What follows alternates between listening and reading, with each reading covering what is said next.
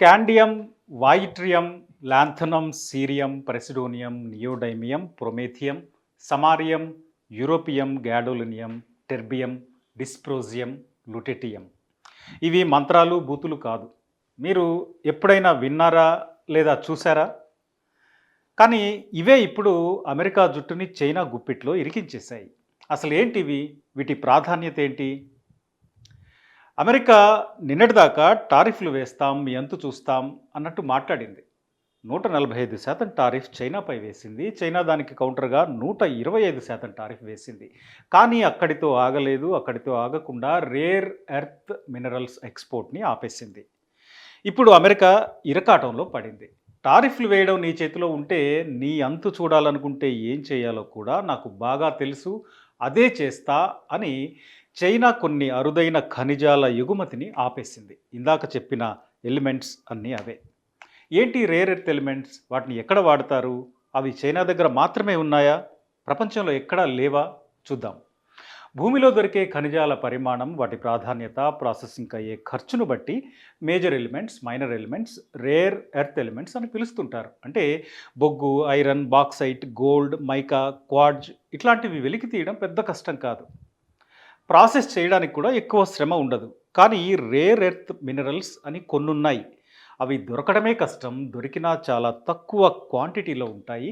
పైగా వాటిని వెలికి తీయడం, ప్రాసెస్ చేయడం ఇంకా కష్టం. ఎందుకంటే అవి డైరెక్ట్‌గా అదే ఫామ్‌లో దొరకవు. ఇతర మూలకాలతో కలిసి ఉంటాయి. కాబట్టి వాటిని ప్రాసెస్ చేయడం చాలా ఖర్చయ్యే పని. అదే సమయంలో వాటర్ పొల్యూషన్ అవుతుంది, ఎయిర్ పొల్యూషన్ అవుతుంది, అణుధార్మిక వ్యర్థాలు పేరుకుపోతాయి. అంటే అక్కడ గాలి, నీళ్లు అన్నీ పొల్యూట్ అవుతాయి. పైగా ఈ ప్రాసెసింగ్‌కి చాలా టెక్నాలజీ అవసరం. ఖర్చు మాత్రమే కాదు, చాలా అధునాతన టెక్నాలజీ అవసరం. అందుకే వాటిని రేర్ ఎర్త్ ఎలిమెంట్స్ అంటారు.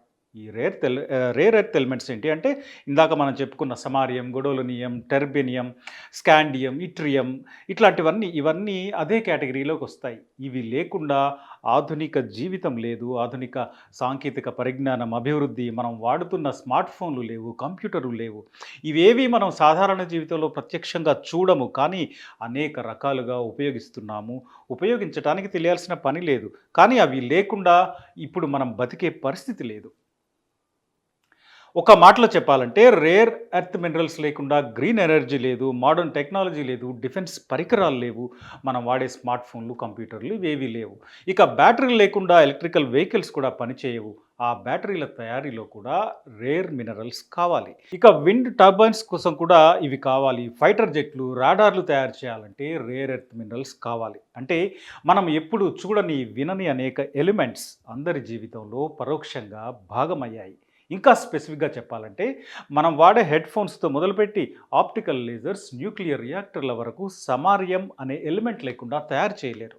ఇక స్టోరింగ్ డివైస్‌లు, ఎంఆర్ఐ స్కానర్లు, న్యూక్లియర్ రియాక్టర్లు తయారు చేయడానికి గొడోలినియం అనే ఎలిమెంట్ కావాలి. ఇక మెర్క్యూరీ ర్యాంపులు, ఎనర్జీ లైట్ బల్బులు, ఎక్స్‌రేల తయారీలో టెర్బియం కావాలి. ఇక విండ్ టర్బైన్స్, ఎలక్ట్రిక్ వాహనాల్లో వాడే మ్యాగ్నెట్ల సామర్థ్యాన్ని పెంచాలంటే డిస్పోజియం కావాలి. ఇలా ప్రతి ఎలిమెంట్‌కి ఆధునిక ప్రపంచంలో చాలా కీలకమైన రోల్ ఉంది. అంతెందుకు, ఇప్పుడు Apple, Sony, Samsung, Tesla, Boeing ఇవన్నీ చాలా పెద్ద కంపెనీలు కదా! ఇవి పనిచేయాలంటే వాటికి ఈ రేర్ ఎర్త్ ఎలిమెంట్స్ చాలా అవసరం. ఇప్పుడు చైనా వీటి ఎక్స్‌పోర్ట్ పైనే బ్యాన్ పెట్టేసింది. మరి ఇవి చైనా దగ్గర మాత్రమే ఉన్నాయా? ఇంకెవరి దగ్గర లేవా? అంటే చైనా దగ్గర వీటి నిల్వలు పుష్కలంగా ఉన్నాయి. అమెరికా జియోలాజికల్ సర్వే ప్రకారం చైనా రేర్ ఎర్త్ మైనింగ్ ఉత్పత్తి 2024లో 2,70,000 మెట్రిక్ టన్నులు. ఇది అమెరికా చేసే ఉత్పత్తి కంటే 5 రెట్లు ఎక్కువ. అంటే అమెరికా ప్రొడక్షన్ కేవలం 45,000 మెట్రిక్ టన్నులు. ఇది ఆ దేశ అవసరాలకే ఒక మూలకు కూడా రాదు. అంటే ప్రపంచంలో ఉత్పత్తి అయ్యే ఈ అరుదైన మూలకాలలో 70% చైనానే ఉత్పత్తి చేస్తోంది. ఆ తర్వాత స్థానంలో మలేషియా, జపాన్, ఎస్తోనియా ఇట్లాంటి దేశాలు ఉన్నాయి. వీటి ఉత్పత్తి కూడా అంతంత మాత్రమే. ఇక మన దేశం పరిస్థితి ఏంటో తెలుసా? మనం 2024లో 2,900 మెట్రిక్ టన్నుల రేర్ ఎర్త్ మినరల్స్ ఉత్పత్తి చేశాము. మనకంటే ముందు స్థానంలో ఆస్ట్రేలియా, థాయిలాండ్ ఉన్నాయి. మరి ఇంత కీలకమైన ఉత్పత్తి చైనా చేతిలో ఉంటే, దాన్ని ఇంత హీటెక్కిన వాతావరణంలో కూడా ఎందుకు ఇతర దేశాలకు ఇస్తుంది? అసలు అమెరికాకి ఎందుకు ఇస్తుంది? నువ్వు పన్నులేస్తే నేను ఈ ఎలిమెంట్స్ ఆపేస్తా అనడం సహజం. అమెరికా చైనాపై టారిఫ్‌లు వేసి ఇరకాటంలో పెట్టి లాభపడాలి అనుకుంది. కానీ చైనా చేతిలో కూడా బార్గెనింగ్ పవర్ ఉంది. చైనా లార్జెస్ట్ ఎక్స్‌పోర్టర్ ఒక్కటే కాదు. ఏదో బొమ్మలు, వీడియో గేమ్ కన్సోల్స్, ఫోన్లు మాత్రమే కాదు. Rarest of the rarest earth minerals ప్రపంచానికి ఇస్తోంది. ఇప్పుడు వాటిని ఆపేస్తున్నాం పోండి మీ కర్మ అంటోంది. రేర్ ఎర్త్ మినరల్స్ విషయంలో వాటి నిల్వలు ఉండడం ఒక్కటే సరిపోదు. అదొక్కటే కాకుండా వాటిని వెలికి తీయాలి, ప్రాసెస్ చేయాలి. ఇందులో కూడా చైనాను కొట్టేవాడు లేడు. యూరోపియన్ యూనియన్ ఇంపోర్ట్ చేసుకునే మ్యాగ్నెట్లలో 98% చైనా నుండే వస్తున్నాయి. ఇవి రేర్ మినరల్స్ వాడి తయారు చేస్తారు. ప్రపంచంలో ఉన్న ఈ మినరల్స్ నిల్వలో సగం పైగా చైనాలోనే ఉన్నాయి. ఇన్నర్ మంగోలియాలో ఉన్న బయాన్ ఓబో ఇది అతి పెద్ద మైన్. చైనా కాకుండా బ్రెజిల్‌లో, ఆస్ట్రేలియాలో, ఇండియాలో కూడా చాలా కొంచెం కొంచెం ఈ మైన్స్ ఉన్నాయి. కానీ ఇందాక చెప్పుకున్నట్టు ఇవి భూమిలో ఉన్నాయి అని గుర్తించగానే సరిపోదు.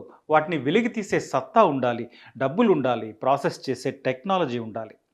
ఈ విషయంలోనే చైనా ముందంజలో ఉంది. ఇక రష్యాలో కూడా ఈ మినరల్స్ నిల్వలు కాస్తో కూస్తో ఉన్నాయి కానీ వాటిని ఎగుమతి చేయదు, తమ అవసరాలకు మాత్రమే వాడుకుంటుంది. కాబట్టి వాటితో ప్రపంచానికి పెద్దగా ఉపయోగం లేదు.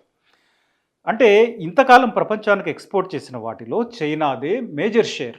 ఎన్నో ఏళ్లుగా ఇందులో ఇన్వెస్ట్ చేస్తూ వచ్చింది చైనా. ఆ రిస్క్ అంతా మనకెందుకు అని అమెరికా, యూరోప్ దేశాలు ఇంపోర్ట్ చేసుకుంటూ వచ్చాయి. చైనా మీద ఆధారపడుతూ వచ్చాయి.